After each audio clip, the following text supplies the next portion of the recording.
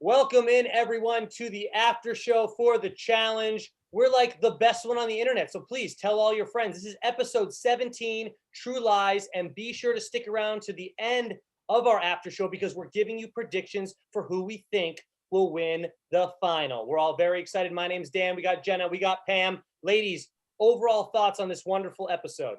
Wait, first, I want to say shout out to all the code bluers and the code baddies. We're going to review The Bad Bitch later on in our episode because that's a real movie that does exist. It's called The Bad Bitch, not The Bad Batch. Just kidding, guys. I really messed up. And it took until 2 minutes before we went live just now for Dan to tell me that the movie was actually called Bad Batch. So this whole time, my whole life since last week, I've been adamant this was The Bad Bitch, but I am sorry. And also stick around because we're going to do overall thoughts of the challenge all-stars later, our overall thoughts of that first action-packed episode, which, by the way, was only 45 minutes, and it was the perfect amount of time. Oh, I'm already getting into it. My bad. All right, ladies, overall thoughts on episode 17. What did y'all think? I'll start then. Okay. Overall thoughts. The first thing was moderately forgettable thing, meaning that the checkpoint and the 5 mile run and the getting the guys. I had to remember it after all the things that happened subsequently. I was super sad, spoiler alert, but hopefully you've already seen the show because this is an after show. Spoiler alert, sad to see Kyle go. I did feel bad for him, but them's the breaks. And dislike Fessy more and more every episode. He becomes more and more unlikable. And Team Devin, because man, those Big Brother people are snakes. Even Casey, who I usually like. I just feel like doing the whole thing and going through that with a partner, her and Leroy, and doing so well, and then being so happy to just cast them aside at the end seems off to me. Like those bad brother, what are the Big Brothers? They're like missing something. They're missing. Pam, you could say they're just a bad batch of people. Bad batch of people. Jenna, how about you? Similar thoughts and some disagreeing thoughts. I actually really liked the daily challenge because I liked seeing all the women compete against each other, and it just was something a little bit different. Like this was something where it was just, one gender, not that it needs to be like gender specific, but it was kind of cool seeing people just compete against each other in like a plain old 5 mile run with some checkpoints. The math part was funny. I mean, Amber B, like I can't even really hate on her and make fun of her because honestly, like that would probably be me. But Big Brother team needs to go to math class. Nani was awesome. I was so happy with her and so surprised about how well she did. I was bummed out that in the second heat, Leroy and Casey were able to get past her, but ultimately Cam and Corey won anyway. But yeah, I kind of actually really like the challenge of the day, and we'll get more into it. But obviously the part of Fessy sitting there complaining, sulking is comical. But I'm as exciting and as good as this episode was at points, yet it sucked because how many eliminations are they going to allow Fessy to do hall brawl in? Like it just felt like the eliminations for him were customized, and it pisses me off. Like as soon as I saw it was a hall brawl, I was like, are you fucking kidding me? Like, of course Fessy is going to beat anybody he goes against in a hall brawl. It's not fair. Especially after, I mean, you got to think Fessy is a D1 football player, and they put him in a thing where no one can escape his hit. You have no choice but to run directly into someone who played D1 football. And I'm sorry, Kyle, I don't think you did. And it sucks because I literally called this last week. I said, Kyle's going to go down there and he's going to lose. But I'll give the producers credit. Throughout the episode, they did throw a lot of twists and curves our way. So I wasn't sure that it was going to come down to Kyle guaranteed. But of course, when I saw it was him versus Fessy, I mean, we all were. We had to be, right? I was rooting for Kyle 100%, thinking, is there some way you can pull this off? And then TJ says, oh, by the way, it's 3 out of 5. And then I'm like, another dagger to my heart, because there's no way Kyle's beating this kid 3 times in a row. It's like like you said, Jenna, they handpicked this for Fessy to win. Yeah. And I know it's the last day, it's the last daily elimination or whatever you want to call it of the season. So they wanted to make it a big thing by making it a hall brawl versus like throwing bean bags at a hole in the wall or whatever they were doing. Right. They wanted to make it bigger than that. So I get why they did it. But yeah, overall, it all happened exactly how we kind of thought, right? The end game.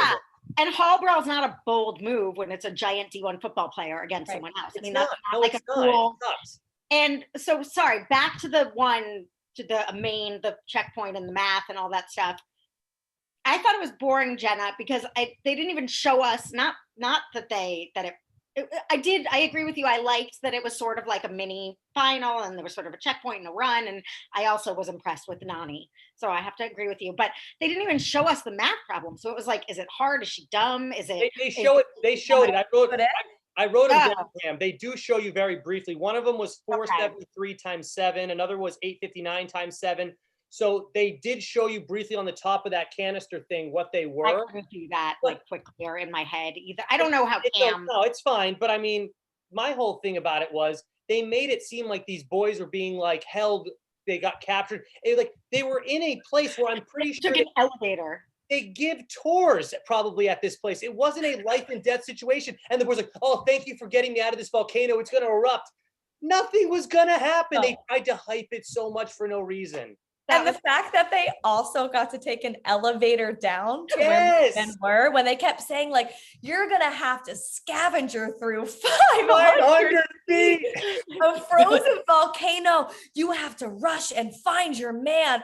It's like they're literally standing there and you get to stand on an elevator that takes you down. I thought that they were going to have to like pickaxe all the way down this cavern, but they sat in an elevator. I'm telling you, this volcano makes money letting people do some tourism there, and they're hanging out. That's all. It must have been beautiful down there. I would have told Amber B to keep messing up the problem. I would have been enjoying myself. Thanks. Right, like it's literally an attraction for vacationers. Yeah. And another down with Fessy. God, talk about making everything about himself. Like, it was so bad. Leroy, when they were the last two, he's like, he's like, can't even compete. It's like, Fessy, you're the final, like, what do you mean you can't compete? You've won a ton of things. Your partners haven't been that bad, and all of them dislike you after being partnered with you, which says a lot about your character. Mm-hmm. And what are you talking about, Fessy? Like, you've gotten to compete plenty. It's like, I actually kind of liked it because I took it as him catching himself without even realizing it, catching himself and admitting that he didn't have to do anything this season to still be in a spot where he's the episode right before the final. So he's like, I just want a chance to compete. I haven't been able to compete all season.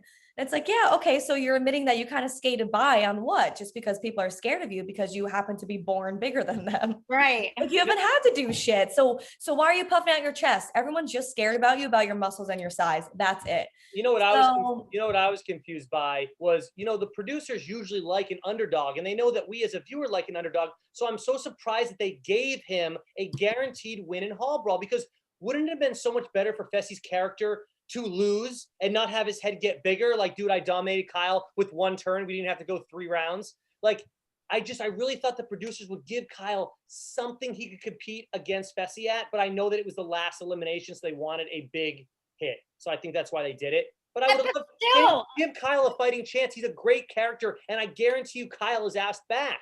So give him a chance. So commenters, comment what you think about this. I wonder if you did a poll of challenge fans, who would you rather keep around, Fessy or Kyle, even before? Kyle, I think 100%. Hands down. Give your hands answer. Down, Kyle, but I'm really hoping that Fessy absolutely does awful in the final, so we can really see him. Because yes, Hall Brawl is made for him. He's guaranteed going to do good in that. But let's see how he does on a whole day of having, and a whole 2 days, basically, if they do a nighttime thing. Let's see how he does, and let's hope he breaks down so we can really shit on him next week or the week after. That's what I'm hoping. Maybe that's what they want from us. My wish, I don't know if this is a prediction, but my wish is that him and Casey have the worst communication, the worst, that they fail miserably, because I didn't dislike Casey very much before, but now I kind of do. I feel like she did Leroy dirty to some extent. I mean, not that she could help it, but I didn't like that. It's so interesting you bring up Casey in that way, because I think we all agree she's an amazing competitor. But as far as storylines go, she hasn't had one the entire season. We haven't even really heard her say more than 3 or 4 sentences. So saying we all seem to enjoy her on the show, but at the same time, now that I really think about it, she doesn't have any storylines though. She is a great competitor. Great, good. I like that about her. but I never like say, oh my God, she was so funny in this, or she really stood up for herself here, or she really broke down and beat up on Fessy for really sucking in the final. Maybe this will happen next week, but you know what I mean? I just don't see a good storyline from her. So maybe we'll finally get her. I haven't got anything yet. Agreed. She's a good competitor, but I don't think any of them really, except people that have gone through bad partners, and Fessy just thinks it's always them, not him, realize how much, like, be careful what you wish for, like when CT got Cam, and when, you know, people that just had good chemistry with their partner, how vital that is to a team thing. So if this is all team thing and he starts blaming her and she starts blaming him, it could really explode. And I just would hate to see those two. I'm curious about, well, how do their pros and cons, their strengths and weaknesses stack up? Because I think Fessy's biggest weakness is that he overpowers his partner and he thinks he's the best and that he's the end all be all. But I don't know if he'll necessarily act that way to Casey because they are good friends and they do already have chemistry. And he respects her. He respects anyone else. Pam, you nailed it. He respects her, and I think it's going to be maybe her giving him a hard time if he lets up a little bit. I bet she gives him some shit, and I like that a lot. I will obviously like her giving him a hard time. If he slows down, they're gonna have to run like 20 miles. Let's be real here. She might have to call him out, but then again, she struggled after the helicopter one, so who the hell knows? And even though he respects her, he still is a gigantic baby, I think. So if anything goes wrong, he's gonna start blaming her, and she's not gonna roll over. Yeah. So I hope that, to your guys' point, that Casey and Fessy struggle a little bit, which sucks though, because I do like Casey. And then Nany and Leroy just like skip past them holding hands, like just having the best partnership, being so athletic and dominating the final, just skipping past them. It would be sick to see Leroy and Nany win. That would be really cute. They've been together since Vegas. And like I said, people wait, because we're going to do predictions at the end, and we're going to be who we think's going to win, maybe who we want is going to win. Like, we're going to give you all that stuff. Ladies, on the daily challenge, back to what you said, Pam, about how it's like checkpoint 1, solve a math thing. Checkpoint 2, solve a math thing again with just different numbers. Like, couldn't they remember a couple years ago when it was, because this was supposed to be a mini final tonight, right? Right. So remember a couple years ago when they had to do little mini checkpoints, they had a balance. They had to throw.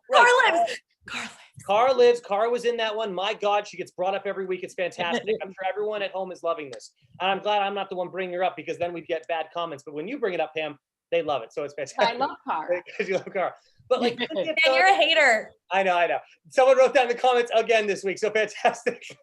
So why couldn't the producers have given us something a little fun little mini game, or instead of just a math problem, just to mix it up, give us something different to watch instead of another math problem. I don't know. Thinking it through.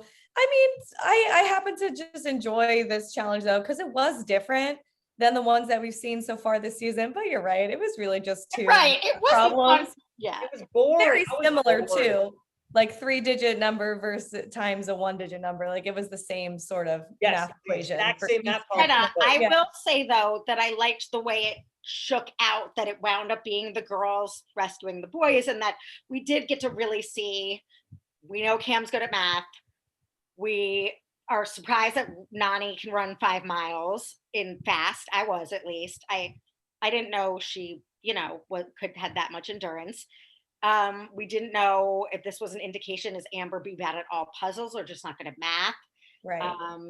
So I did think there was compelling information in this one. Yeah. And Casey wasn't bad at math, but she wasn't excellent. She wasn't on par with Nany and Cam. And she even struggled a little bit with the endurance. But you got to think about it. Pam, I know you ran your half mile the other week.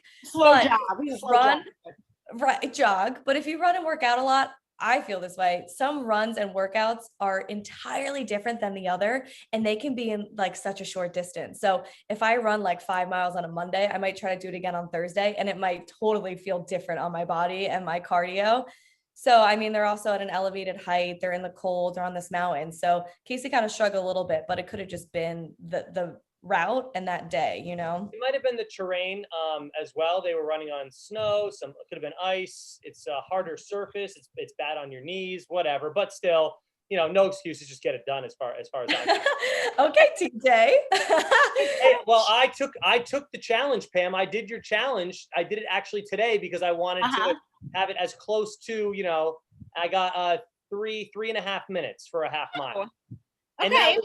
I gotta go do it now. Okay. So I'll see you guys. But I'm running. Take 5, Jenna. Take 5. We'll give you. But I 5. had to run at the gym with my damn mask on, and I couldn't breathe right. So every once in a while, when no one was looking, I'd like pull it down just so I could get my breath back, because you can't breathe that. Because in order to get 3.5 minutes, you have to like basically run. You can't jog. So you're telling me my 5-minute estimate was probably off from my slow jog and my short little legs. Yeah. No, your 5-minute estimate's not off, but you said that was a quarter mile. You said that was a quarter mile. Oh, okay. So you did a half mile in. Okay, so then a quarter mile for my 5 minutes works. Fine. Shade, Dan. Thanks. He's keeping you accountable. I want to keep it real. I'm definitely not bragging, Pam. I work out every day, so it's something that I just. I walk 10,000 steps every day starting a month ago. Oh shit! I'm telling you, 5 miles of walking, 5 to 6 miles of walking every day. But Pam, we talked about if you keep doing that, eventually you'll be running friggin' 5-minute half miles, like no problem. Well, and I just started strength training too, so it's a process. Yeah. You can borrow Dan's dumbbell that he has dimly. I bought my own dumbbell. Ladies, I have it posted on OfferUp if anybody wants it, because I'm back at the gym now. I went there today again. I've been back there for 3 weeks. I'm very happy. It's like such romantic lighting you have too. It's like the moody lighting with the dumbbell just sitting in the back like that. Ladies, it's the time change and it's still light here in Los Angeles because it's only 7:00. Yep. Yeah.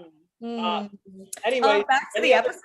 Any other thoughts on the daily challenge? Thank you, Zoom Pro. We can now do whatever. Yay, Zoom Pro. What were my other thoughts on the episode? I'm trying to look here. I love seeing Fessy sit there. I love Leroy ignoring Fessy when he was speaking. That was hilarious. I feel like when Leroy was looking up and Casey was coming down, he wasn't only thinking, yes, we have a shot at this, let's go compete. He was also thinking like, save me from Fessy talking to me and himself and just complaining out loud. He's just the biggest like, woe is me, man.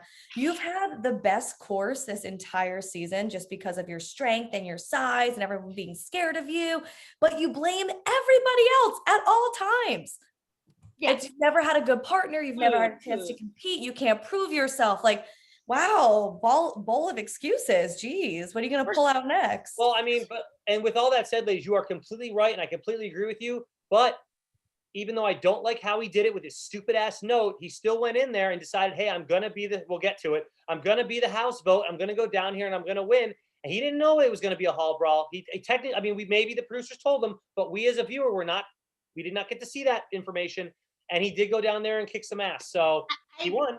Well, sure. I mean, it would have been shameful if he didn't. But I do feel like the producers almost essed the bed in this episode because that competition, I would have liked to have seen the struggle. What was the terrain? It was just like, and then we ran 5 miles and I'm in front and I'm second. Like it wasn't shown very well what was going on and to a way that it was engaging, like as a viewer. And then, I don't know. I'm just, and the elimination again, the hall brawl. We've had the hall brawl the past that's been like the last 2 eliminations. I agree. I really think the producers ran out of eliminations and they obviously kept recycling, but they really recycled. I really think we're going to see a lot of changes next season because they did it last week though, literally. Big T and they just thought, let's do it again. I'm with you, girl. These episodes are becoming so typical, so cookie cutter, boring. They need to do something different and get our attention back to how I completely agree. But from the perspective of the producers, I feel like we would probably complain either way, right? Like we're a hard audience to please. I don't know. A lot of time, I mean, it's like, give us a hall brawl, give us a headbanger, give us one-on-one. Not 2 in a row hall brawls. We had it last week. They haven't done that. I don't mind a hall brawl if it's more of an even match. We knew the winner going into it. It's give us something to get excited about. Like when I found out it was Kyle and Fessy, well, did we see the hall brawl when they walked in or no? I don't think they showed it right away. No, we didn't know until. So I didn't know either. So when I said it was Kyle and Fessy, I'm like, oh my God, I was getting nervous. I was getting like the nervous tummy and stuff. But then when I saw it was Hall Brawl, I said, well, now I'm not nervous anymore because I can't even root. I'm going to root for Kyle, but I know he's not going to win. No, I agree with you guys. It was honestly to the point when Hall Brawl was announced, I looked at, oh my God, my fiance. I was going to say boyfriend. And I was just like, are you like fucking kidding? I can't even watch brand new, Jenna. It's brand new, Jenna. Yeah, like I was scared to put my eyes on the TV. I was like, I don't even know if I want to watch Kyle get destroyed. And also, this is bullshit that they really handpicked this for Fessy. So I agree with you guys. I'm just thinking like the producers probably were thinking, what's like the best OG elimination that every challenge fan loves? But once Fessy was in it, it was a done deal. It was unfair. I'd much rather see them compete in like the swinging for the puzzle piece challenge. Yes. Sure. Yeah. That at least give Kyle a chance. Do you think there's any chance the producers thought for some crazy reason, which I don't think they thought this, but they think that they thought Cam might actually put herself down there with Corey? Then you get Corey versus Fessy in a Hall Brawl. Maybe it's a little more even. I still think Fessy's beating everybody. Yeah. Honestly, so we were asked a question in our comments section a couple weeks ago asking CT versus Fessy in a Hall Brawl, who would you root for? Or who would you vote for? Who do you think would win? Who do you think would win? Only to stand a chance. I said CT, but after seeing what I saw tonight, I'm sorry, but I think Fessy would win. And I always will be rooting for CT in everything, but in this one elimination, even CT, you saw him, you heard what he said. He goes, oh man, I'm happy I wasn't down there tonight. I do think that it could go either way, even though CT is a little bit older, because you see that with like Derek K. You know, it always kind of looks like it's going to be his opponent, but even though he's small, he still kicks ass. So I feel like even though CT is old, he could still kick ass, and he might have that mental sort of fight going into it. It'd be a much more fair fight. I don't know. It would have been more fair, and I would pick CT to beat Fessy in anything. But this is the one where I might have to swing the other way on Fessy because the way that he knows how to tackle all that stuff, but the way that he just laid into Kyle that way over halfway, and the speed too. He'd have the speed on CT, so he'd be over halfway through that Hall Brawl. Even if they hit the exact same thing, he still has the advantage there. And he has a few inches on CT. So ultimately, I would probably take Fessy in a bet. I don't know, though. I love the upsets. Put your money on the line. Who are you going with? We all love CT. We're all rooting for CT, aren't we? But that's not the question. Could do it. I think CT could beat him. Because I think the reason Kyle got so super dominated, and I think he was, of course, terrified of Fessy. What Leroy said that he sort of froze, but and did that, like he got literally physically railroaded, like a rail train, freight train knocked him over and broke his finger.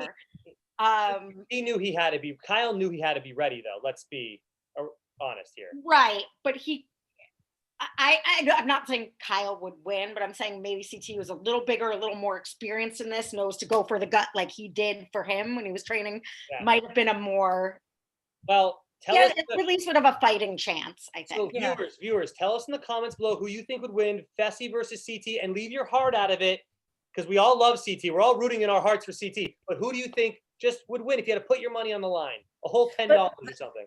That's the other thing that it's funny that we're talking about putting money on the line, because I don't bet on sports like often at all. I'm not a savant at it. I'm not an expert. But if you do, you know that nothing's ever really a sure thing, like you always go for the promised winner. And it's really like, you still don't know at that point. It could still very well be the person who's unexpected to win. Well, Jay versus CT, which I do think in CT's challenge resume is sort of a fluke. Like you said, with the running, you can run 5 miles one day and then the next day not be able to do a mile. Sometimes you have an off day. I think CT underestimated Jay and just sort of went through the motions, and Jay gave everything.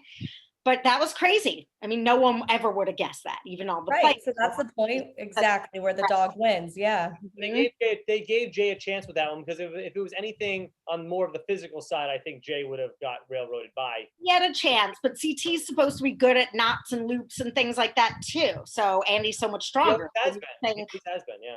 Yeah. And no matter the course in that one, I think if we were talking about putting money on it, everyone would put it on CT. Absolutely. That's what I'm saying. I would have lost money. I would have lost money for that one. Yeah. Yep.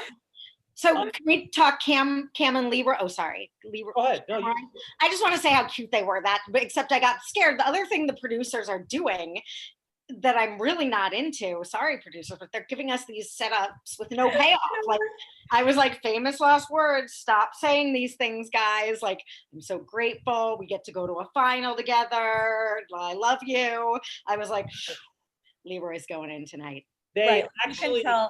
they hit me up, ladies. They added that scene because I was complaining about there was no love scenes the whole season. They put it in for me. They said, Dan, we got you. I wasn't really that into it though. Oh, really? I was like, oh my God, this is Because it's not a new romance. We know they're going to be together forever in theory. We know they moved to Houston together. We know they bought a house together. We know he started a barber shop. We know all these things about their relationship already. I like new stuff. Like the season, like, okay, look, the season of Diem and frickin' CT when they first started off, right, Jenna, ham, yes, the ham there goes right there. It was so amazing. That I love that season. And you know what? If you get Paramount Plus, you can watch basically from season 11 all the way to now. And I'm so freaking pumped to start them all. It's gonna be getting paid for this. I wish we were. Can Paramount Plus pay us? Yeah, let's ask Paramount Plus if they want to sponsor our podcast. Okay, so but our podcast could basically be called "Fuck the Producers of the Show." So they probably they're old seasons. They're old seasons. We love the producers. Then there's different. It's not even the producers. It's more the story editors and the like game make challenge pickers. Well, the producers are trying to create storylines that we will want to watch. And I'm telling you, ladies, next season, it is going to be flipped 180. I'm sure. They might keep the gold skull, neon skull, whatever we're calling it, but everything else has to change. They have to bring in new blood, etc., etc. I think it's like what we talked about in prior episodes too. It's that the relationships and the alliances are too strong, that everything is predictable. Yeah. No, we knew that it was only going to be Fessy or Kyle going in tonight. That's just what it was. Right. And even though it was so exciting for a moment when they thought about, ooh, Cam is going to sabotage her partner and sacrifice herself.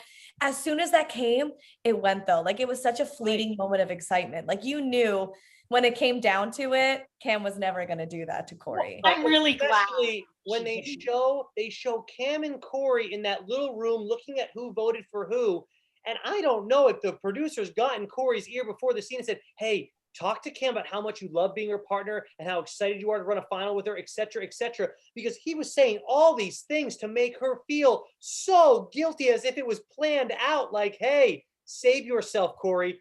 She might vote you in if you don't save yourself and speak very well about her right now. It almost felt conspiracy-like, but I can't go there because it's almost too much even for me to assume that. But he was like, holy crap. I was like, he is making her feel so bad right now. There's no way in hell she puts him down there, because who would you rather run a final with, Corey or Kyle? It's kind of a toss-up anyways. So why ruffle the feathers at this point? I don't know. I don't see the point in doing that. Yeah. And I think Corey did do a good job of kind of pushing Fessy into volunteering himself. But hey, it all worked out for Corey in that regard. He pushed Fessy. Now Fessy has the partner in theory that he wants. So go Corey. Fessy's downfall also from watching his Big Brother season is he's kind of a follower. He doesn't have a lot of leader energy and blames other people. So that's sort of what happened to him on Big Brother. You'd think because there's physical stuff that he would have dominated, but he didn't make big moves. He sort of was led where the things were swaying him. And yeah, I think that that's a big flaw of his. But again, back to Fessy bashing and his whining. It's like, you've been in a protected alliance that's been running this whole season. Stop complaining about everything. I think he just, I mean, I don't want to say I understand where he's coming from, but I know where he's coming from. What he's saying is that when he was with Anissa, they would either get DQ'd when she couldn't hold on the rope. He used that as an example. He wanted to finish. I think he wanted to finish the daily challenges. He understands that, yes, he was in a huge alliance. He got to be carried the whole way through. He got to compete against Nelson in the first hall brawl and destroy him. I mean, literally, Fessy has not been given an elimination that doesn't involve him beating the hell out of somebody yet, has he? Like, so he hasn't had to really do a puzzle in that type of like, holy crap, if I don't get this, I'm off the show with that pressure yet. So I'm telling you, in this final, I got a feeling he is going to suck. And you know what? Even though we didn't get to see him suck tonight, we're going to get to see him suck next week, ladies. So at least we're going to get the feelings that we want to feel towards Fessy. I hope so. I really do. And back to the DM and CT. No, nothing can rival that. But I thought it was really beautiful when Leroy was like, I'm so happy that I found love. Like, that's just such a sweet sentiment. That's like, so Yeah, it was. genuine. It's like, Look, I so love that happy they're in that- love. I just. yeah, it Yeah. just, that was very sweet. The conversation wasn't that exciting, and it's not new, but I'm happy for Leroy and Cam. And I they, love them together too. Yeah. I love before the deliberation when they're all just hanging out and drinking, when Cam is calling out Fessy. Cam and Nani are both calling out Fessy, saying, you've gone this entire season in this house, running your mouth, puffing your chest out, saying that you're the best, nobody can beat you. Now it's finally your time to prove it. You keep saying you want to prove that you're a competitor, you want to do something, you want to compete, and you want a good partner. Now you have two opportunities to prove those two things. Sorry, one opportunity to prove two things. But then during that whole thing, Leroy is giving CT a haircut. Like, Yeah. how is he allowed to just give him a haircut like that? Well, why not? I mean, he is a professional. Yeah. I know, it's awesome that they let him do that. That was funny. I'm glad that they included it, because Cam is going around like queen shit, queen energy. You know what? everybody out. Cam is having an amazing season. But the reason that she's giving Fessy this much shit is because she's trying to keep Leroy out, because she knows Yeah. Leroy and him are on the chart. So I mean, she's not. She is doing it because she believes that Fessy should go down there, but she has ulterior motives. If of Leroy, course. I wonder if Leroy wasn't the other guy on the chopping block, if she'd really be going at Fessy this hard about it. That's all I'm saying. Right. And not, but I think Cam only bites when she has to. She always knows what's going on. She's always aware, but why would you put yourself in a position to always kind of have the spotlight on you for calling people out and putting yourself kind of in the forefront of that drama or the confrontation? Right. You don't have to. Like, at this point, she has to, or it's a good time for her to speak up. So I love that what she is saying, because it is true, even if it might be for a different motive, it's still true at the end of the day, and Fessy needs to hear it. Yeah. And Corey, again, most improved in his challenge career from the beginning with the brains of the operation and brains. I do think there was some, I don't think it was a conspiracy, but I think he was moderately aware that he was playing on Cam's heartstrings, that I saved Leroy and I did this. I mean, there was no other reason. He's also, he knows that Cam's wearing the pants in that relationship as far as Corey and Cam go. Yeah. And I think he's trying to prove like, hey, I am an asset to this duo, to this team. So I think, because he's like, he knew that she's listen, back up and let me do my thing during the puzzle tonight. And he did. And that's a smart move, because she finished it in 2 seconds or whatever they showed, made it seem like it was very quickly finished. So what does he bring to the table? He was trying to add, it's actually really cute. So there you go. I think Corey's cute too, Pam. Yeah.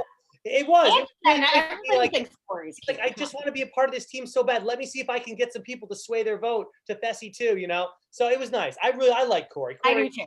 I liked him on The Real World when he was just a big player. I always liked Corey. So yeah. Yeah, I liked it too, but he pissed me off in the elimination because he was so on Fessy's side. And I guess that we've seen that they have come to terms again, even after Fessy almost gouged out Nelson's eyeballs. But Corey was just so obnoxious. He kept being like, oh, he's so scared of you, Fessy. You don't want none of that. And you you got him now. And it's like, okay, he's fucking like 5 feet taller than him. What do you want him to do? He's and Kyle isn't scrawny, but he's very skinny on the lower, because he has very long legs. He got plucked right off that, right off the ground by Fessy. So. And also, I think Corey was partially making his voice really heard, cheering for Fessy, because he had a huge part in convincing him to throw himself in. Yeah. So I think everybody, he didn't want Fessy to lose and have that comeback on. Yeah, he wanted to. But we almost got a Corey and Fessy elimination where Corey could have redeemed Nelson and beat Fessy in a hall brawl too. Maybe we could have got that. Was a risky move. That was a risky move from the start. And again, Leroy was like, desperation makes you do dumb things. Even if they had done that, it could have been like, great, then it's a double elimination. Like, I don't know. I mean, maybe they wouldn't have been prepared, but yeah, I don't know that would have 100% worked. And I mean, they did the right thing. I'm very glad. So many storylines with no payoffs. Like, if Cam really did put Corey down there, what a great payoff. Like, even when they show TJ at the beginning of the episode come in at 5:30 in the morning, I'm like, ooh, what do we have in store? And then it wasn't a payoff. The payoff sucked. Hey, go hang out in a place where people come to like visit a volcano for a little while, and someone's gonna come and unlock you. What kind of payoff was that? No, you're I so agree. right, Dan. That's the theme of this season. It's all just like little nuances, little misdirects for nothing. You get excited for a second, but as soon as you get excited, the writing is on the wall and you know what's going to happen. It's going to be predictable. Yeah. It's just so crazy because I cannot wait to start watching these old seasons. It might actually make me more upset because I remember them being so amazing, and I'm sure they still hold up because I rewatched a couple of them that they offered on Netflix because they had only 2 seasons on Netflix. I watched them both all the way through at the beginning of January. I was like, oh my God, I love these seasons. They're so fun. Right. Because it's not just about the daily challenge right into an elimination. The in-between stuff is so much more interesting, and I don't want to say nuanced because most of them are just drunken fights, but they're exciting to watch. I get excited to watch these. There have been like no sloppy, trashy reality TV drunk fights this season. I know. What the heck? Nothing. I mean, and we used to make fun of them saying, "Oh, well, these drunk fights weren't as good as the old drunk fights." But at least we got drunk fights. Now we're not getting not getting anything. I feel like they probably have to cut out a lot of stuff now because MTV is probably scared about perception. It's interesting. So someone wrote that in our comment section, and I was like, they said they can't bring in 23-year-olds anymore because of the liability of the stupid shit they might do and the bad things they might say or do. They didn't write all this, but they just said you can't bring in those young kids anymore because they might get in trouble. And I'm like, holy crap, that might have something to do with it. No. Huh? I mean, they're still yes and no. They got into. They still are bringing in some young 23-year-olds. It's not like they can't bring in. That's true. I just wonder if I don't know. I do think that they might be cutting. Again, producers, step it up. Do your research. Make sure you're not casting blatantly problematic people, and let it go.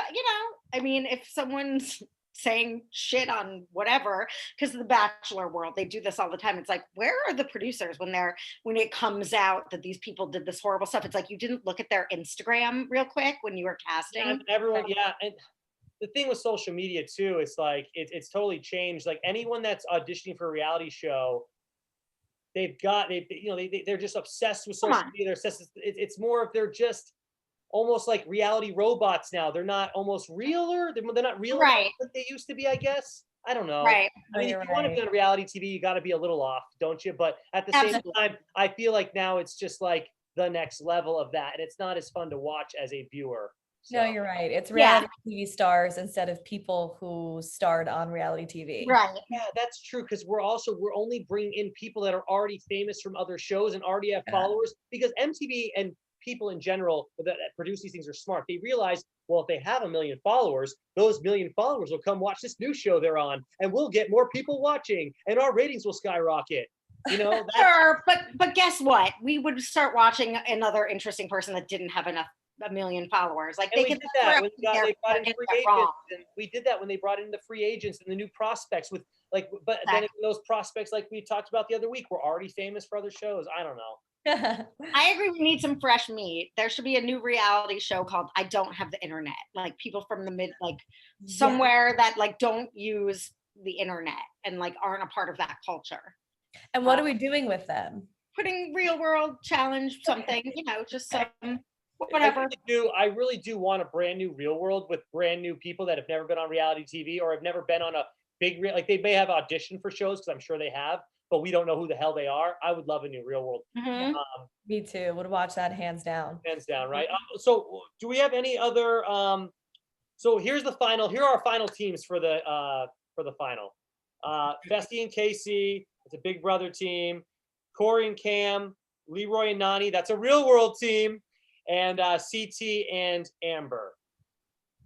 So, I mean, do we still want to wait for predictions? Let's do them. Or do you guys want to wait now? Yeah, because I want to. Once we get talking about the other stuff, I think we're not going to want to come back, or it's just easier. I agree. I have a moderate news and gossip to throw in there from MTVT. Sent me this that Amber B posted, babes, I have what's called dice calcula, aka numbers dyslexia. Literally, I've always struggled with math, not my strong heart. So it's like before you start trashing her, and I legit think I have that too, because. And it's harder obviously when you're not writing down the numbers and you have to keep it all in your head. Yeah. I can just you know what I want them to do? Give them a pen and a piece of paper and make the number insanely large. like 1, 5, 6, 8, 2, 5, 4, and then make them do it on a pen and paper. I don't know.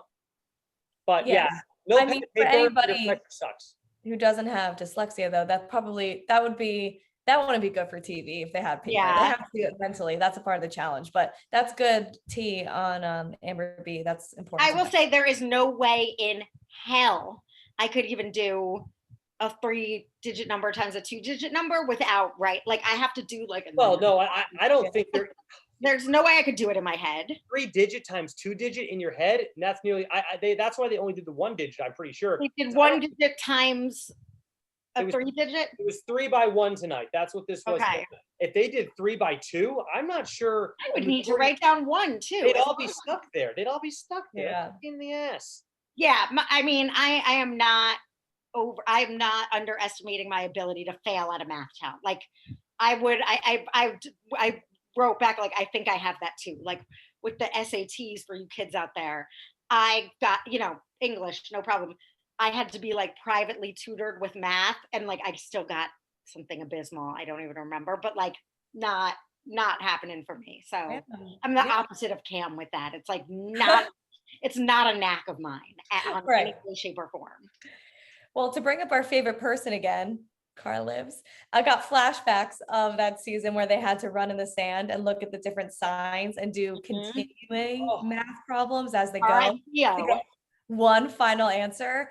And I was just remembering how incredible that was to watch Cara do that, because she was so emotional and so distraught about everything that it was like, sorry for her, but fun for us to watch. So that's obviously why they throw these tough numbers out there with mental math. But that was a really good example of how to integrate math problems into. Exactly. So I really hope that the producers give us an amazing final to make up for the season, because I didn't hate the season, but it wasn't my favorite. It's not in my top 10. I'm sorry, but it's not. So if they gave us an amazing final, I really hope they pull something together. I hope it's too long. Well, I mean, it's episode 18. They're usually around 15, right? And so they went like 3 extra weeks or 2. I mean, the final. I hope they do the final in 1 episode next week, ladies, and then we just get a reunion, which we are getting a reunion. They did film it. Yeah. I want to know who you guys think are going to win. Okay. Well, we want to do who we think will win or who we want to win? What's the both? Let's do both. All right. Who do you think will win, ladies? Or do you want me to go first? I'll go first. I never go first. Yeah. All right. I did my math. I broke down all the different guys. I do not think Fessy will win. I know Corey has problems with his knees. I think he tore his ACL or something years ago. Leroy has he been to a final and never won? He's been to a final though, right? He's never won. I'm stuck with CT at the end, who I think is one of the greatest competitors of all time. How do I not put CT on my list? I think CT will win. I think it's going to be, you have to win with your partner. That's what it's been all season. I don't think it'll be separate. I'm going to go crazy. I think CT and Amber are going to take it because I'm going CT. There you go. Go crazy. Damn. You just went wild. Because Amber's a rookie, it's crazy. That's why it's a crazy pick, because I think Casey and Cam and Nany, and you could say Nany and Amber are a toss-up at this point. You could say that. Who do you want to win? Who you got? Well, I always want CT to win, so I guess the same. Okay. Same for me on both. Okay. I don't know who I think is going to win. It's really hard. It's gotta pick someone, Pam. Just pick someone. Okay. Well, just having heard your logic,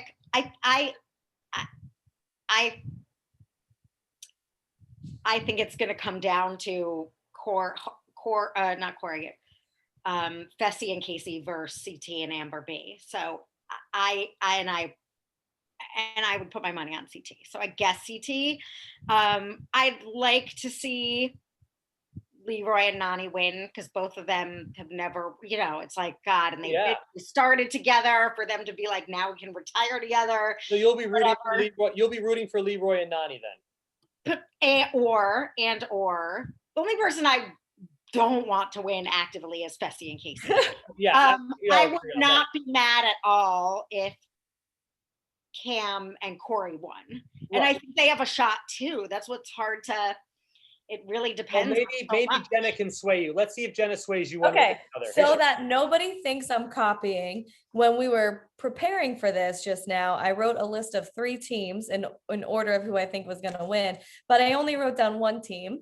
But just so that nobody thinks I'm copying, this is my 1, 2, 3 list. And okay, that's really read it.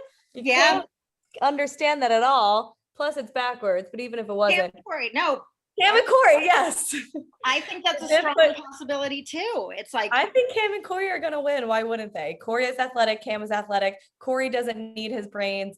Cam will handle the math, she'll handle the puzzles. I think they are. It's a good relationship to win. Because he knows when to back off. And I don't think there's a wrong athletic parts. I don't think there's a wrong choice here. I think that's what's nice about this final. Any one of these teams, depending on what goes down, could win. Go ahead. I don't think Leroy and Nani are going to win.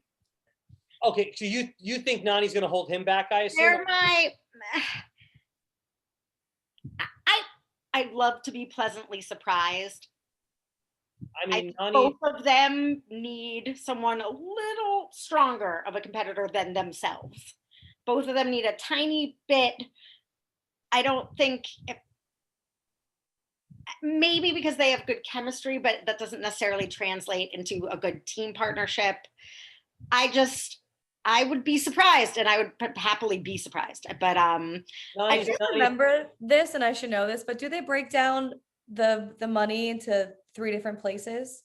I don't know. I have a feeling that this year it'll just be the winning team gets to split $1 million each. They each get $500,000. Part of me thinks that Leroy is going to win just because it's his last season. And I'm not saying that the producers will manipulate it for him to win, but Bananas got his 6th ring last season. And we obviously knew going into it that was his farewell last season. And heard the gossip and the tea from all of the other competitors, from all the other people on the show saying they felt like it was manipulated for him to win. So I wonder, just to have that fairy tale ending, if Leroy does end up winning, and Nani, because they both have been on it and never won. Maybe, but my counter to that, just to play devil's advocate, is Leroy is not the sweetheart of the challenge the way Bananas is. I don't think anyone's giving him the Bananas treatment. He's actually the sweetheart. You like him better. Most people do, but the challenge loves themselves a CT and a Johnny Bananas. There's the thing is as well, even if the producers try to finagle it for Leroy to win, I'm sorry, but Nani's not going to be able to run 20 miles. She's going to give out after 1. You don't know what it's going to be, though. It's going to be so far behind. There's going to be running. They showed it in the preview. They're just running on ice. They're going to run. I don't think running and cardio is her weakness, though. We just saw her run 5 miles tonight. She started to get a little bit gassed out. She got passed real easily by Casey. Casey wasn't even trying to. Yeah, in the second leg. But maybe with more money at stake, knowing that it is the actual final. Because think about it. She picked Kyle last episode, knowing that Kyle was going to go into elimination no matter what. She didn't really care. She wasn't going into elimination. She didn't really have a dog in the fight. So, I mean, to her, this daily challenge didn't really mean anything personally, and she still performed pretty well. I think she wanted to perform for Kyle and get him out of an elimination. Though I think she likes Kyle. She wanted to help. She wanted to help Kyle out, I think. But anyway, I think so too, but I don't think cardio is her weakness. I think when it comes to final time, she might show up a little bit better for cardio. She still did well tonight. I hope so. She's never even made it to a final before, has she? She always gets sent home right before a final. Right before. So maybe we haven't seen her really perform under pressure like that. Maybe again today she impressed me. I don't know. We'll see. I'd like to see how she does, because you know what, that's a good point, because she does get really nervous before elimination. I feel like she always mentally takes herself out of eliminations. So I wonder if, because it's the final, it's the big stage, if she kind of has that same mentality going into it. But with a partner, it might be better doing it for Leroy. She might show up harder when it's for someone that she cares about. Mm-hmm. She might just be I'm not trying to shade Nani. I'm this way. Some people aren't. Scrabble. I'm a competitor. I'm going to turn it on and not let you beat me. Something like this, I'd be like, yeah, I'm not the best at exercising. You win. Like, like I literally would be like, oh, you ran faster than me. Like, you know who you are. And right. Exactly. I think Nani also isn't like, I'm the most jacked, competitive, best runner, strongest, best player. Like, I don't think that's where she gets her pride, but I do think she wants to win when she wants money. We all do. And she wants to not disappoint Leroy. I just think if the producers want a storyline that's going to pay off, like Fessy was calling CT an old man and all this stuff, I want it to be them at the final running neck and neck. And I want CT to just take away over Fessy and say, what are you doing, 25-year-old? You couldn't keep up with a 41-year-old. Yeah. Something like that. I would love it. And now it would at least be one good payoff, one good storyline payoff that actually. That's what I'm hoping, that at least that's going somewhere, Because that fight was just he was in a freaking tutu and it was 2-second fight, then it was over. It's like, well, give me a payoff somewhere. Put him in an elimination. Agreed. They didn't do that. What pirouettes. I kept waiting. Yeah, I kept waiting for those two to have to go down against each other. So maybe they'll have to go against each other in the final. Yeah. All right. Do we want to talk about the first episode of All Stars real quick? Just give a little review.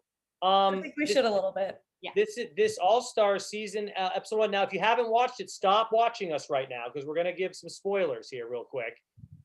This first episode is giving me all the old challenge vibes.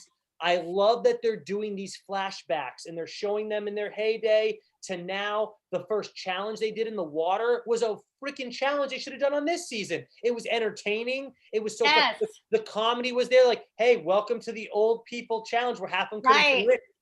It was a great mixture of exciting stuff plus comedy plus everything I liked. It was a great episode. I think we need to go back to teams. Like that made it so, because then there's this one didn't do good, this one did do good, and then house nomination. It felt like coming home again. I don't remember but I remember being like, yes, this, like, because you can be a teammate with someone one week and then next week you're against them, but it's an individual game. They should have been doing. I love this individual game because we can root for us. Especially when they like it not have to be.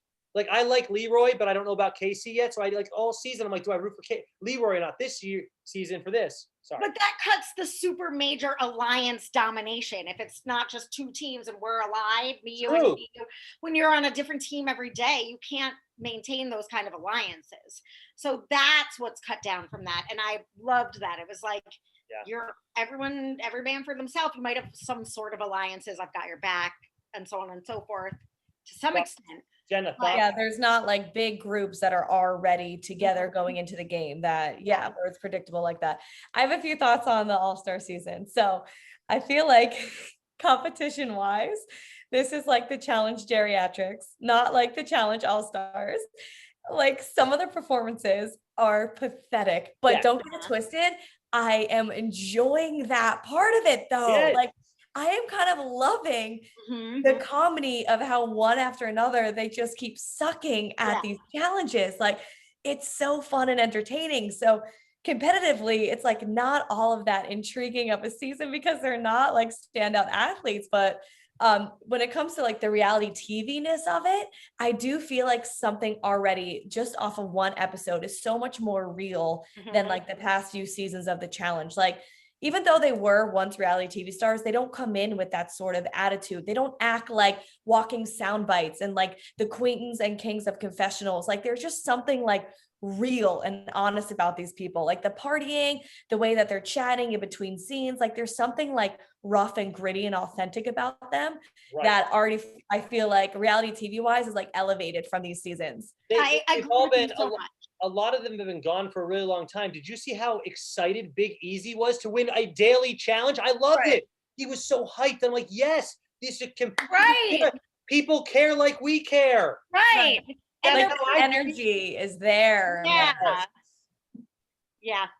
So needless to say, we all liked the first episode, so that's good. Yeah, we all liked it. Yeah. But it's so funny to say we loved it because there was part of me that was like, oh, this is a train wreck. Like did they think this was gonna be a doable challenge for this group? Calling it All Stars is stupid. It's dumb. They should have called it OGs. I don't know why didn't they keep it OGs? I don't care. They should have kept it OGs.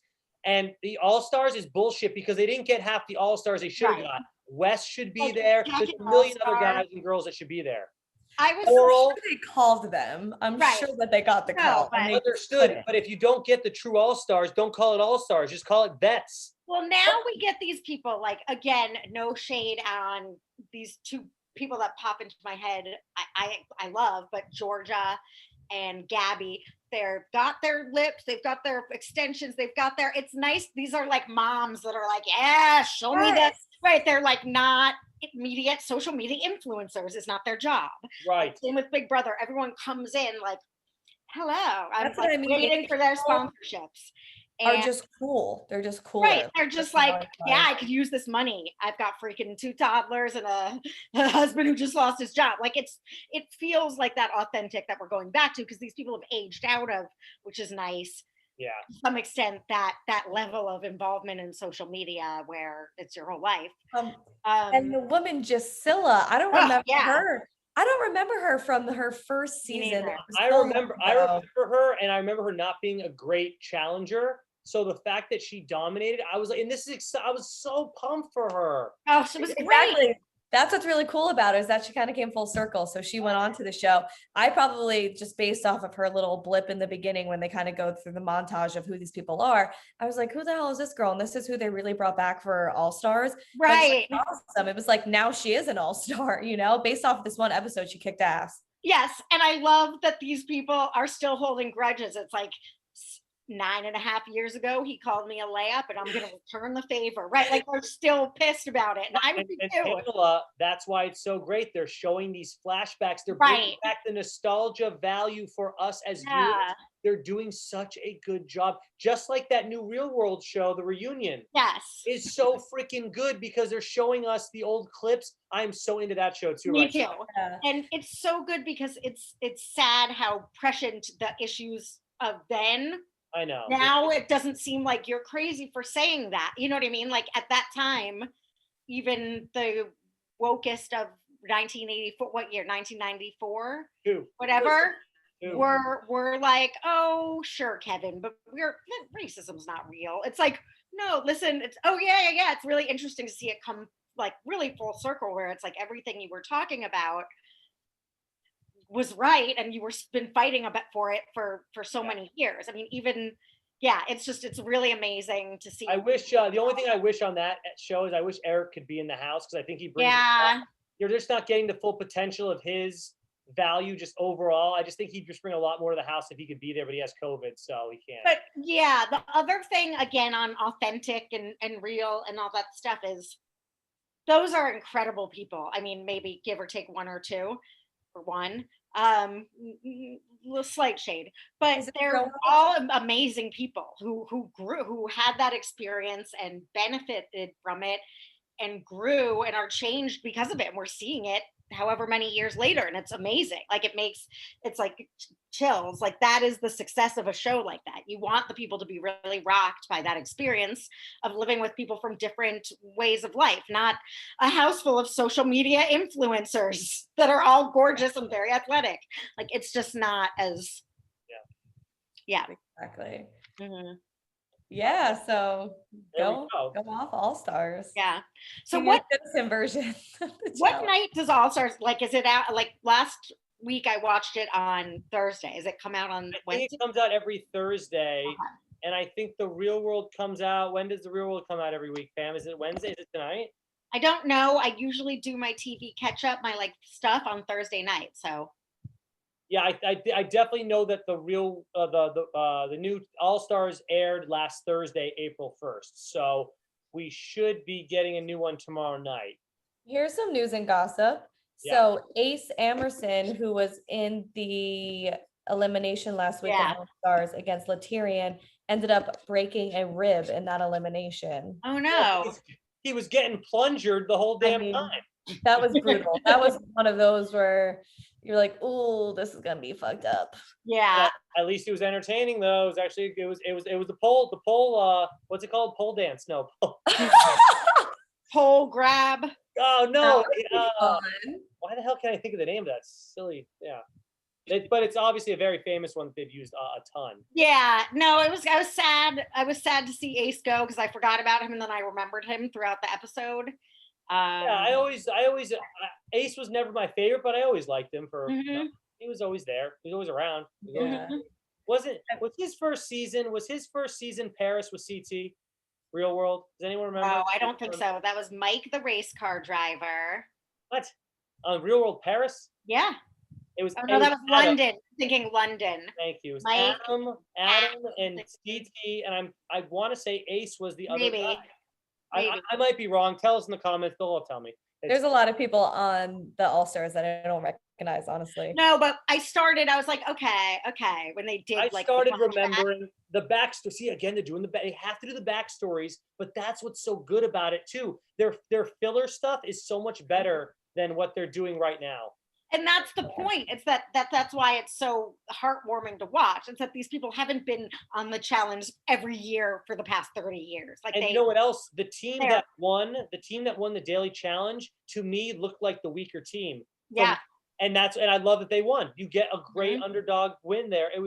Episode was fantastic. I was very happy. That party, didn't they have a 90s party? Yeah, and that's what I mean. Like, that whole part of it, when it just comes down to like old-fashioned reality TV, it just feels like so much more entertaining. It just, I don't know, I had a feeling watching. I was like, oh, this just feels like old school reality TV show. It felt good to watch. I was in it the whole time. I loved it. It was nostalgic. Yeah, and real. Yes.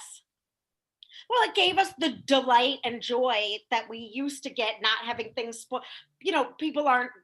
These people aren't twittering every moment of their life. You know what I mean? Like, we don't know what's going on, and the show seems like a show, which is compelling to watch, as opposed to like, who's gonna win? Like, there's less smoke machines and monster trucks and bring it back to basics, people. That's what we like. Yeah. Are we gonna do recommendations this week again? We've been talking for an hour and 15 minutes. It's your thoughts, ladies. Yes or I don't care. I'll do them. Real quick. I've got a quick one. I'm gonna do a speed round. Okay. I recommend, also on Paramount Plus, The Stand. We've been watching 2 episodes a night. They're an hour, so it's like watching a movie every night, and there's 3 left. So I'm really excited. It's been really good. If you're a Stephen King fan, did see or didn't see the original, I don't remember it at all, so it's all new to me. It's really good. A lot of great performances in it, and it's fun. Alexander Skarsgård from Vampire Show, True Blood, plays Flag, the devil, the villain. It's great. Yeah. I have 2, so I'm sure everybody has probably seen this or heard of it already. It's like the talk of social media this week, but you should watch the Netflix documentary Seaspiracy. Wait, what is it? Seaspiracy. Letter C, Spiracy? S-E-A. Seaspiracy, S-E-A, like the ocean. Oh, Seaspiracy. Yeah, it's very informative, educational, and it exposes a lot of the fishing culture just in different countries and different cultures, and how much we overfish and pollution in the ocean and stuff. So, and how human rights are violated in the process. And it's just like, it's a lot of stuff. It sounds like a downer. It is, but it's educational, and there are a lot of downer things in the world, but maybe if we're informed on them, we can act. It was really hard for me to watch, but I watched it because sushi is my favorite food, and it makes me like, how do I eat sushi anymore? And then I went and ate sushi after. I feel a little guilty now, but I'm still gonna keep eating sushi. But yeah, it's so good. Well, Jenna, I'm sorry, but I enjoy sushi, and yes, I love that documentary. That was really well done. And you, though, is there a way to, again, with learning instead of just considering it a downer? Is there ethical sushi? Is there? They lie so much, even on these tuna cans that say that they're dolphin-free tuna. It's apparently all bullshit. And I'm like, oh my God, like, how do I not eat tuna? I enjoy tuna. Like, what? It's tough. Jenna, are you going to stop eating fish and tuna and stuff? I don't eat fish. No, aren't you lucky? I've been vegetarian for like 4 or 5 years, and I was pescatarian at first, but I stopped eating fish like 2 years ago. I will say this, after watching Blackfish, I've never gone to SeaWorld again, so I'm doing that. I'm sticking to that one because that one really upset me. That one really it really is things where like ignorance is bliss. Like, I don't want to ruin the love of sushi or great seafood for people, but when things are exposed and you realize like how dark they can be, it's just shocking, and being like, how did I not know that? How could something of this nature be that awful? Like SeaWorld, we People- all grew because up people- as it's crazy how evil some people are. The fact that they put that on tuna cans, that it's dolphin free, they don't even really know, Jenna, Right. if it is. They just put it, like, it's bull. It's like when I see food that's labeled organic, I say this all the time. I'm like, I'm gonna buy it because it says organic. How do I really know that's organic? And that can of tuna just proved it to me more. That's a bunch of BS. It's organic. I know, food. we're being lied to. They're lying to us. And I'm Well, gonna pay extra for organic food. It's We're all pawns. We're pawns in the government's game. I wonder, and I bet, so I will report back. This is my accountability for the week. I am going to find out about ethical sushi and sort of where you can get almost farm to table fish and But sushi, because when If you you watch want ethical sushi, eat sweet potato rolls.